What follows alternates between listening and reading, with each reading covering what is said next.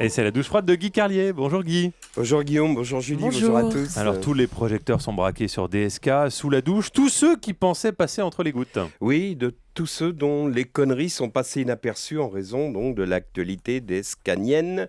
Tout d'abord, parlons un peu de foot. Et évidemment, lorsqu'on prononce le mot connerie, les footballeurs ne sont jamais très loin. Il ne faut pas parler aux cons, ça les instruit, disait Michel Audiard. C'est sans doute pour cette raison que les footballeurs sont si peu instruits. Dimanche soir, le reportage diffusé par Canal dans l'émission Canal Football Club en fut la preuve irréfutable. On y voyait Bogossian, champion du monde 98 avec l'équipe de France. Oui, vous ne le connaissez pas, Julie, c'est normal. Mais Et si. il était remplaçant pendant toute la compétition. En langage de foot, on appelle ça un coiffeur.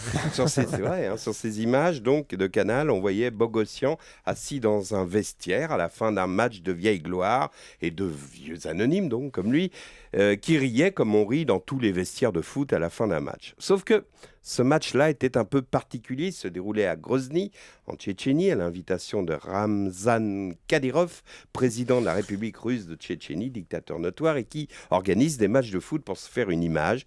Et les vieilles gloires, Maradona en tête, mais aussi donc quelques Français, parmi lesquels Fabien Barthez et Bogossian, ont joué une mascarade de match en laissant gagner le président tchétchène et enfiler un maillot. Ils menaient à la mi-temps, puis après ils se sont dit, ils l'ont dit d'ailleurs dans les vestiaires, si on l'avait battu, ils ne nous rendaient pas nos passeports. Vous voyez, ils sont comme ça. C'est des pays bizarres, des dictatures où les types sortent avec des menottes dans le dos, entourés par des flics qui ont des enclumes de la mâchoire. Enfin, non, ils ne sont pas civilisés, ces gens-là.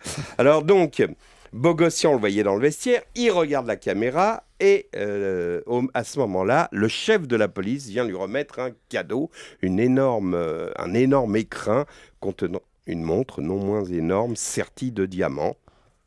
Et là, Bogossian dit « C'est parce que j'ai bien joué. Plus tu joues bien, plus tu as de diamants. » Justifiant l'adage de Michel Audiard dont je parlais tout à l'heure, on n'a jamais dû parler à Bogossian, il n'a jamais dû de la Tchétchénie, il n'a jamais vu de reportage avec ces images d'HLM sombres dans le brouillard, il n'a jamais entendu parler de ces assassinats politiques, de ces enlèvements. Non, lui, il est invité par le président tchétchène, il y va, dit-il, pour donner du bonheur à un peuple en jouant au football. Mais depuis quand Bogossian a-t-il donné du bonheur à quiconque en jouant au foot ?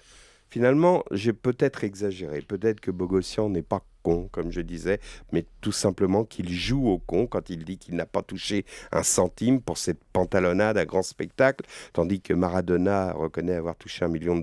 Rai, l'ancien joueur du PSG, a annoncé, lui, qu'il avait reçu 215 000 euros, plus quelques cadeaux, comme je viens de vous le dire. Oui, je dis pantalonnade à grand spectacle parce que dans les 2 pages que Libé consacre aujourd'hui à cette affaire, on apprend que Lara Fabian est venue chanter dans le stade en playback, évidemment. Et une photo surréaliste nous montre le président tchétchène sur la pelouse en maillot de footballeur dansant donc sur la musée. Le type danse sur Lara Fabian qui chante en playback. Rien qu'en prononçant cette phrase, on a comme un vertige. Une autre que l'affaire DSK a bien arrangée, c'est Jeannette Bougrave, secrétaire d'État chargée de la jeunesse et de la vie associative, dont le Canard enchaîné avait révélé qu'elle avait fait doubler, vous savez, son salaire en arrivant à la HALD, donc la Haute Autorité contre les discriminations et pour l'égalité. Le tribunal a jugé ses explications embarrassées, confuses et contradictoires. Elle est déboutée, condamnée aux dépens, évidemment. Elle en a moins parlé que lorsqu'elle a porté plainte contre le Canard. Je voulais vous parler des cassettes porno de Ben Laden, mais on me fait signe On n'a plus le temps. qu'on n'a plus le temps. Mais enfin, je voulais quand même, vous savez, un homme respecté comme ça et qui plonge dans le stupre, on n'a jamais vu ça. Je vous en parlerai demain en détail. Guy Carlier pour la douche froide tous les matins sur Europe 1.